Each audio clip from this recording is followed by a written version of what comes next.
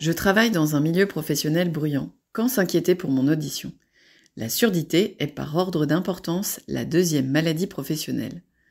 D'après l'association JNA, Journée nationale de l'audition, plus de la moitié des salariés se disent gênés par le bruit au travail.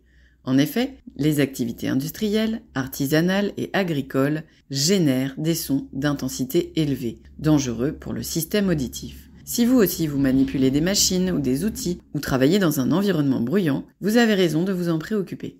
Il est important d'évaluer les risques pour mieux se protéger. Le bruit peut être dangereux pour vos oreilles, et ce, d'autant plus qu'il est fort et ou qu'il dure longtemps. Quels sont les niveaux de bruit et à partir de quand sont-ils dangereux? Le niveau de bruit est mesuré en décibels. La dangerosité du bruit dépend de la puissance, mais aussi de sa durée. En effet, les niveaux sonores élevés et durables n'existent pas à l'état naturel. L'oreille ne supporte donc pas des sons forts pendant de longues périodes. Si vous devez élever la voix pour parler à un collègue situé à 1 mètre, cela signifie que votre environnement de travail est trop bruyant.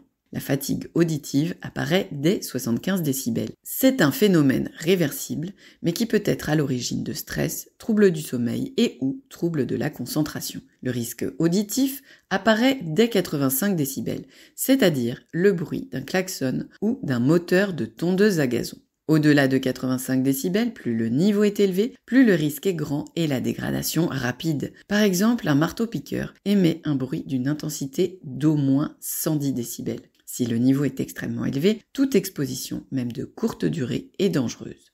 Comment le bruit endommage-t-il l'oreille? L'oreille est composée de 3 parties.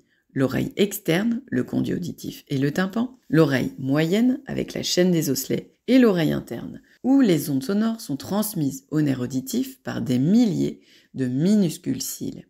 Or, ces cils sont très fragiles, et si les ondes sonores sont trop fortes, elles peuvent les endommager, mais ces cils ne se réparent pas et ne repoussent pas. Si les expositions au bruit se répètent, les cellules ciliées altérées sont tellement nombreuses que les ondes sonores ne sont plus transmises au nerf auditif. C'est alors que l'audition est altérée définitivement. Après une exposition au bruit professionnel, comment se manifestent les troubles auditifs? Ils peuvent se manifester de 3 façons: la surdité, les acouphènes ou bien l'hyperacousie. La surdité peut toucher tous les sons ou, dans un premier temps, seulement les sons aigus. Dans ce cas, on entend toujours, mais on comprend de moins en moins bien. Les acouphènes sont des sons perçus par l'oreille interne altérée, en l'absence de source sonore. Il s'agit souvent d'un bourdonnement ou d'un sifflement. L'hyperacousie signifie que les sons sont perçus comme plus forts qu'ils ne le sont réellement. Les sons forts et les ambiances bruyantes sont difficiles à supporter. Dès les premiers signes de troubles auditifs, il faut s'en inquiéter et consulter un ORL. Comment se protéger du bruit et éviter les surdités professionnelles? Si le bruit vous gêne dans votre travail, signalez le problème à votre employeur ou aux représentants du personnel. Parlez-en également aux médecins du travail. Dans les entreprises, la réglementation impose des valeurs limites extrêmement précises à respecter: l'exposition moyenne et le niveau maximal des bruits. L'évaluation des risques liés au bruit est donc obligatoire pour tous les employeurs. Le sonomètre permet de mesurer le niveau de bruit à un instant T. Des sonomètres gratuits peuvent être téléchargés sur les smartphones. D'autres appareils permettent de connaître le niveau de bruit moyen sur la journée ou même d'objectiver le niveau de fatigue auditive.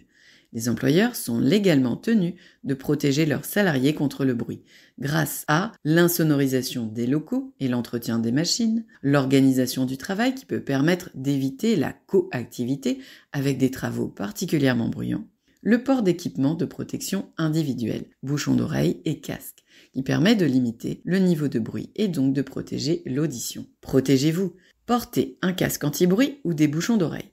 Pour qu'ils soient efficaces, il faut qu'ils soient suffisamment performants par rapport au niveau de bruit, les mettre en place avant d'entrer dans un lieu bruyant, les ajuster correctement, les porter tant que vous êtes exposé au bruit et ne les retirer qu'après être sorti de la zone bruyante. Que faire en cas de surdité professionnelle? Pour les acouphènes et l'hyperacousie, la prise en charge aura pour but de mieux les supporter. Accompagnement psychologique, sophrologie. Les surdités liées au bruit sont irréversibles. Il faut cependant consulter un ORL qui pourra prescrire un appareillage auditif pour la déficience auditive. L'appareillage sera établi par un audioprothésiste après une phase d'adaptation de l'appareil, pendant laquelle vous bénéficiez d'1 mois d'essai gratuit.